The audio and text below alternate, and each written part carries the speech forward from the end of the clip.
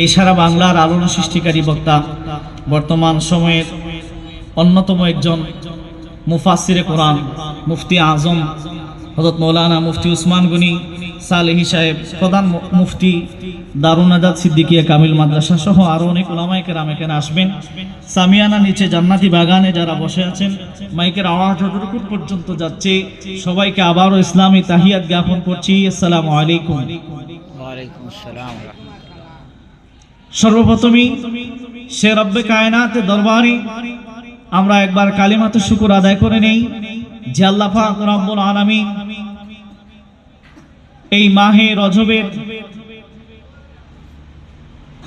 দ্বিতীয় জুমা আজকে বিদায় হলো আমাদের কাছ থেকে। এই মহতি মাস জান্নাতি বাগানে কোরআন হাদিসের আলোচনা শোনার জন্য রব্বুল আলামিন দুনিয়ার শত ব্যস্ততা থেকে আমাদেরকে কবুল করেছেন। এই জান্নাতি বাগানে আসার এবং বসার সুযোগ এবং তৌফিকটুকু দান করেছেন। আমাকেও এখানে বসে দুই একটি কথা বলার যে সুযোগ করে দিয়েছেন, এই জন্য আল্লাহ পাকের দরবারে একবার উচ্চ আওয়াজে বলি আলহামদুলিল্লাহ। আর আওয়াজ দিয়ে বলেন আলহামদুলিল্লাহ। আলহামদুলিল্লাহ যদি একবার বলেন মালিককে খুশি রাজি করার জন্য, আল্লাহ পাক রব্বুল আলামিন আসমান জমিনের যতটা জায়গা আছে সম্পূর্ণ জায়গাটা আল্লাহর রহমত সওয়াব দিয়ে পরিপূর্ণ করে দেন। বলেন সুবহানাল্লাহ। নবীজি হাদিস শরীফের মধ্যে আরো বলেন সুবহানাল্লাহি ওয়াল হামদুলিল্লাহি তামলাআন মা বাইনাস সামাওয়াতি ওয়াল আরদ। ও আমার উম্মতেরা শুনো, যদি সুবহানাল্লাহ আলহামদুলিল্লাহ পাঠ করো, আল্লাহু আকবার পাঠ করো, একটা আসমান নয়, এরকম দুইটা আসমান জমিনের মধ্যবর্তী যতটা জায়গা আছে রব্বুল আলামিন আমার উম্মতের জন্য সওয়াব দিয়ে পরিপূর্ণ করে দেয়।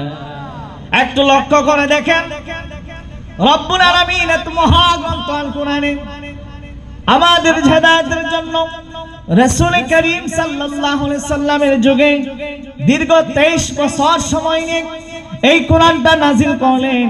এই কোরআনের প্রথম সূরা সূরাতুল ফাতিহার প্রথম নম্বর আয়াতে আল্লাহ পাক রব্বুল আলামিন জানিয়ে দিয়েছেন আলহামদুলিল্লাহি রাব্বিল আলামিন।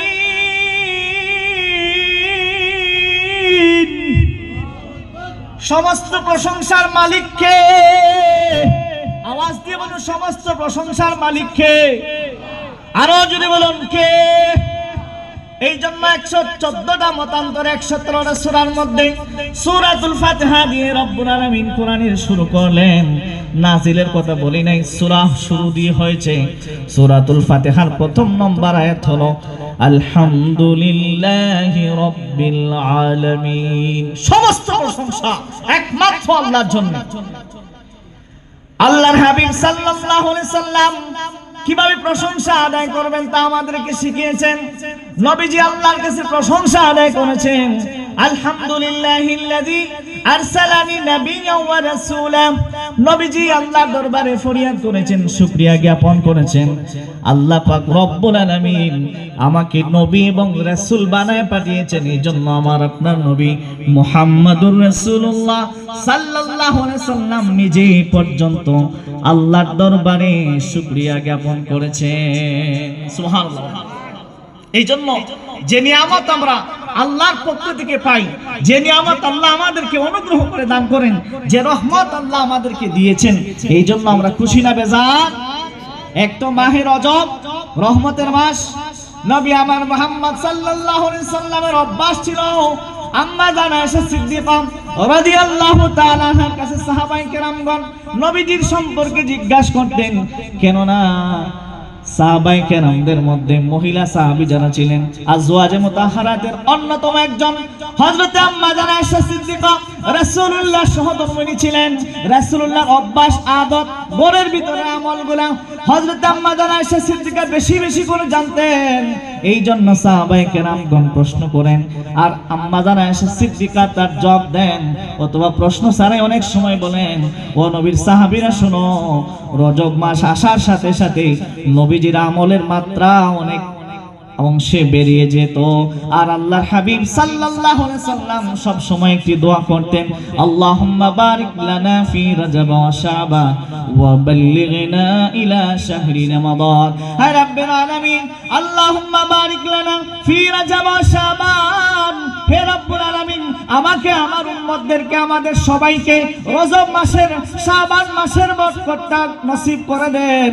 ওয়া বাল্লিগনা ইলা শাহরি রমাদান, আমাদের প্রত্যেককে রমজান পর্যন্ত হায়াতে তৈয়বা নসিব করে। এই মাহের রজবে আল্লাহ রাব্বুল আলামিন এই জান্নাতি বাগানে আমাদেরকে কবুল করেছেন। সবার ভাগ্যে কি সবকিছু নসিব, সবকিছু কি জুটবে? কথা বলেন। একজন মানুষ মারা গেছে, যদি না বলি বুঝতে অসুবিধা হবে। টেবিল ভর্তি অনেক বড় লোক, ধনাঢ্য ব্যক্তি, খাবারের তো আয়োজন করেছে। টেবিলের মধ্যে অনেক খাবার, নিম্নে একবারে সর্বনিম্ন 20 থেকে 25টা আইটেম দিয়ে খাবার ব্যবস্থা করা হয়েছে। উনি খাবার গ্রহণ করবেন, চেয়ারটা টান দিয়ে নিয়ে টেবিলের সামনে গিয়েছেন। এতগুলো খাবার আস্তে আস্তে করে 12টা প্লেটের মধ্যে নিয়েছেন, খাবার শুরু করবেন। হঠাৎ করে হার্ট অ্যাটাক করে চেয়ার থেকে পড়ে গিয়ে ওই ব্যক্তিটা ওই জায়গার মধ্যে ইন্তেকাল করেছে। এতগুলো খাবার ওই ব্যক্তির ভাগ্যে নসিব হয় নাই। এই জন্য বলছি, সবার ভাগ্যে সবকিছু নসিব হয় না। এখানে দেখেন, আমি তো আপনাদের এলাকার সন্তান, অনেক মানুষকে চেহারার দিকে তাকাইলে চিনতে পারি।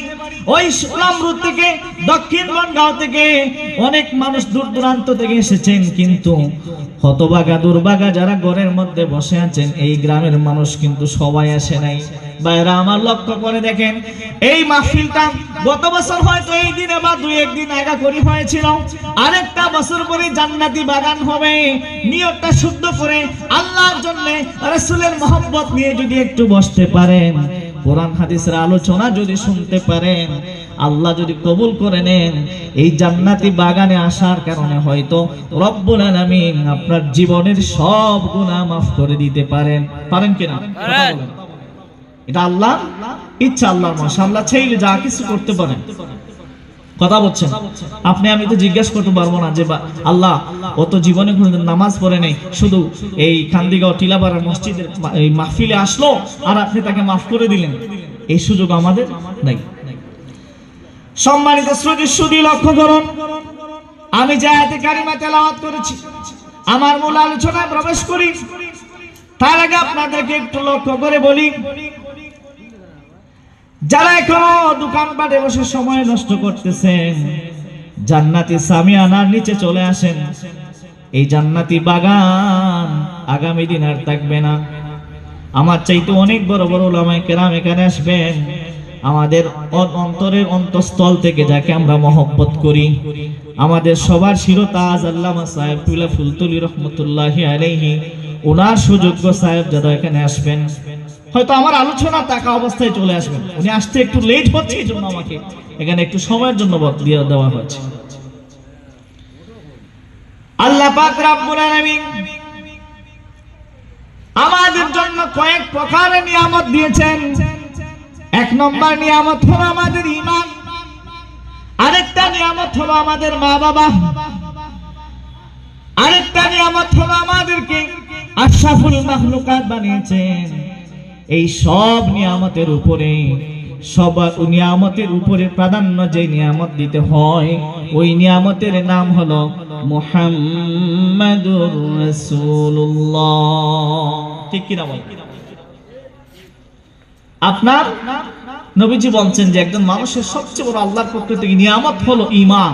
যদি সে ঈমানওয়ালা হয়, এই জন্যই যে আল্লাহর দরবারে শুকরিয়া আদায় করে, তাকে যে আল্লাহ পাক এই ঈমান নামক দৌলত, তার এই অন্তরের মধ্যে যে এই নূর, এই আলো আল্লাহ পাক তাকে দিয়েছেন, এই জন্য সে আল্লাহর দরবারে যদি চেষ্টায় পড়ে যতদিন হায়াতে যে শুকরিয়া আদায় করে, শুকরিয়া আদায় শেষ করতে পারবে না।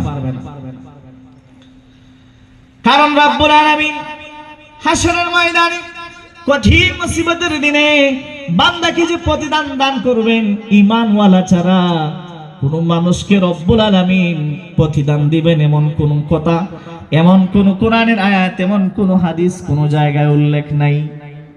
আল্লাহর পক্ষ থেকে কোনো কিছু পেতে হলে, কোন নিয়ামতের অধিকারী হতে হলে ঈমানদার লাগবে। আল্লাহর পক্ষ থেকে নাজাত পেতে হলে, মুক্তি পেতে হলে, আল্লাহ যে আপনার গুনাহ মাফ করে দিবেন, আপনাকে জান্নাতি বানিয়ে দিবেন, সবার আগে আপনার ঈমান আছে কিনা সেটা প্রয়োজন। আর এর চাইতেও আমি কি বললাম যে এর চাইতে আরো বড় নিয়ামতটা হচ্ছে আমার আপনার নবী মুহাম্মদুর রাসূলুল্লাহ সাল্লাল্লাহু আলাইহি ওয়াসাল্লাম। কেন? আমাদের ঈমানের মূল বিষয়টাই হচ্ছে নবী মুহাম্মদুর রাসূলুল্লাহ, কথা বলেন সাল্লাল্লাহু আলাইহি ওয়াসাল্লাম। একজন মানুষ যদি সে আল্লাহকে মানে, সে আখিরাতকে যদি বিশ্বাস করে, কোরআন বিশ্বাস করে, সে যদি পুনরুত্থান দিবসকে বিশ্বাস করে, কিয়ামতকে বিশ্বাস করে, সবকিছুকে বিশ্বাস করে, ফেরেশতা বিশ্বাস করে, শুধুমাত্র আমার নবীকে যদি সে ইনকার করে, নবীর প্রতি যদি তার মন ভালো না হয়, নবীর প্রতি যদি তার তাজিম মহব্বত সম্মান না থাকে, আল্লাহ বলছেন তার ঈমান, তার সেই ঈমানটা আমার কাছে কবুল হয় নাই, বলে নাউজুবিল্লাহ। কথা বলছেন, নবীর এত দাম কেউ দেয় নাই, কেউ অনুরোধ করে নাই, স্বয়ং আল্লাহ মহব্বত করে নবীকে ইজ্জতওয়ালা বানিয়ে দিয়েছেন, বলেন না সুবহানাল্লাহ। বলো তামিম গোত্রের দল আল্লাহর হাবিব সাল্লাল্লাহু আলাইহি সাল্লামের কাছে আগমন করলো তাদের জন্য প্রতিনিধি নিয়োগ করে দেওয়ার জন্য, নেতা নির্বাচন করে দেওয়ার জন্য রাসূল করিম সাল্লাল্লাহু আলাইহি সাল্লামের দরবারে রিসালতে আগমন করলেন। হযরত আব্দুল্লাহ ইবনে জুবাইর রাদিয়াল্লাহু তাআলা হাদিসটি রওয়ায়াত করেছেন। বনি তামিম গোত্রের লোকেরা নেতা নির্বাচনের জন্য নবীজির কাছে যখন আসলেন, আল্লাহর হাবিব সাল্লাল্লাহু আলাইহি সাল্লামের কাছে ওই সময় হযরত সিদ্দিক আকবর, হযরত উমর রাদিয়াল্লাহু তাআলা আনহু এবং হযরত আবু বকর রাদিয়াল্লাহু তাআলা আনহু বসা ছিলেন। যখন তারা আসলেন, তারা নেতা নির্বাচন করার জন্য রাসূলুল্লাহর কাছে পরামর্শ চাইলেন। দেখা গেল রাসূলুল্লাহকে ওই মজলিসে অবস্থানরত ছিলেন, তন্মধ্যে হযরত আবু বকর তাদের সাথে আলোচনা করলেন যে আমি একজনকে নির্বাচন করে দেই। কাকা ইবনে মাআদ নামক এক ব্যক্তিকে বললেন। হযরত ওমর রাদিয়াল্লাহু তাআলা আনহু আরেকজন ব্যক্তির নাম মেনশন করে প্রস্তাব করলেন।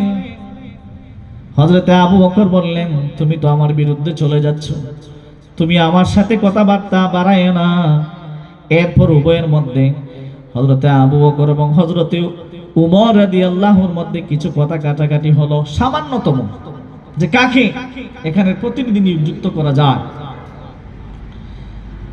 আল্লাহর হাবিব সাল্লাল্লাহু আলাইহি সাল্লামের সামনে বসে হযরত আবু বকর, হযরত উমর রাদিয়াল্লাহু তাআলা যখন কথাবার্তা বললেন, আওয়াজটা একটু উচ্চ হয়ে গেল। রব্বুল আলামিন আর সহ্য করতে পারলেন না, জিবরিল আমিনকে বললেন, যাও তাড়াতাড়ি ওহী নিয়ে যাও, আমার নবীকে জানায় দাও, ইয়া আইয়ুহাল্লাযীনা আমানু লা তুকদ্দিমু বাইনা ইয়াদাইল্লাহি ওয়া রাসূলিহি ওয়াত্তাকুল্লাহ ইন্নাল্লাহা সামিউন আলীম।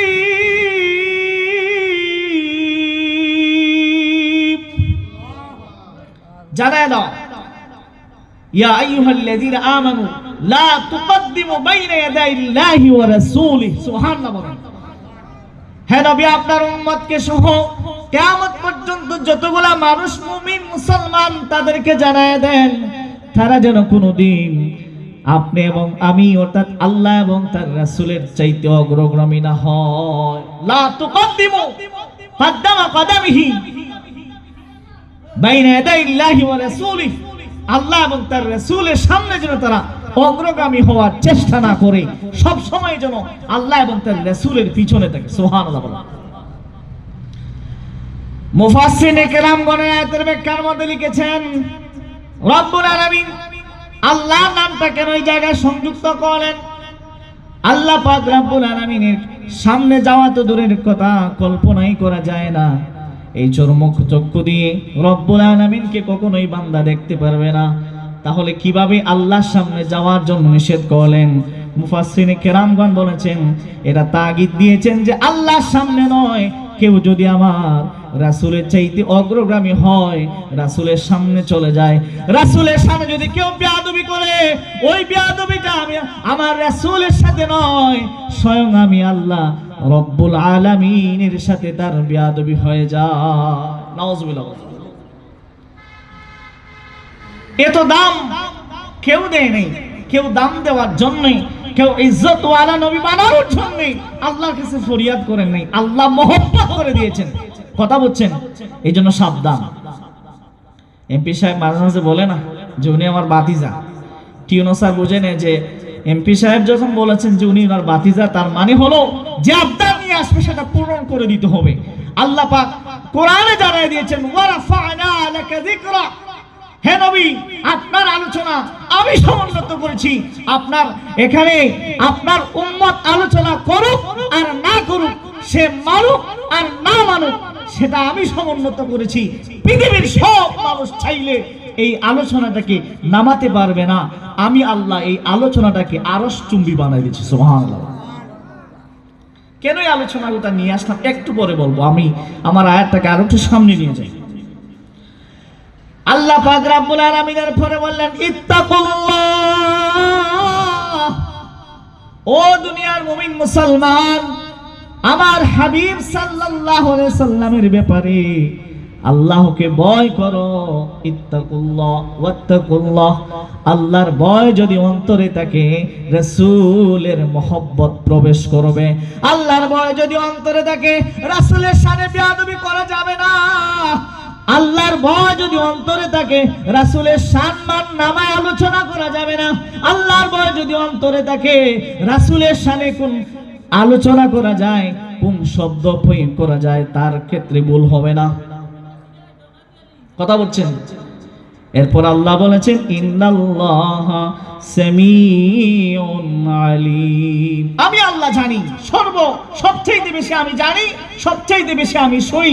আমার সাথে কারচুপি করা